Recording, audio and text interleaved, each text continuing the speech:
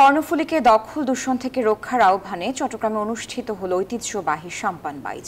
বিভিন্ন রঙের পোশাকে ৮টি সাম্পানে অংশ নেন শতাধিক মাঝি। বাইচ দেখতে আসা হাজারো মানুষ শপথ নেন কর্ণফুলী রক্ষার। কর্ণফুলীর বুকে ও দুই তীরে অপেক্ষায় হাজারো মানুষ।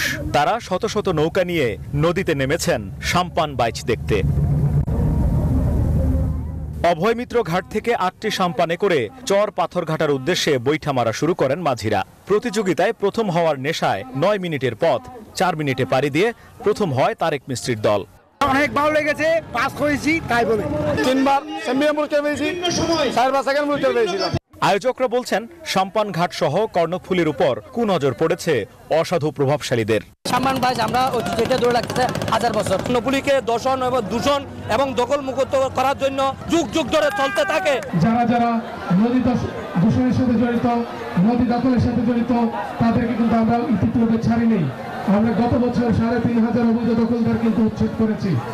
বাইচ উপলক্ষে চর পাথরঘাটায় আয়োজন করা হয় বৈশাখী মেলার।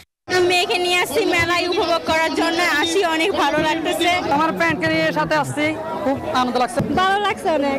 নৌকা বাইচে অংশ নেয়া মাঝিদের হাতে পুরস্কার তুলে দেন চট্টগ্রামের জেলা প্রশাসক সহ অন্যান্য অতিথিরা।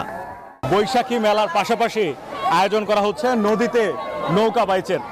দাবি একটাই, যেন কর্ণফুলীকে বাঁচানো হয়, দখল দূষণের হাত থেকে রক্ষা করা হয়।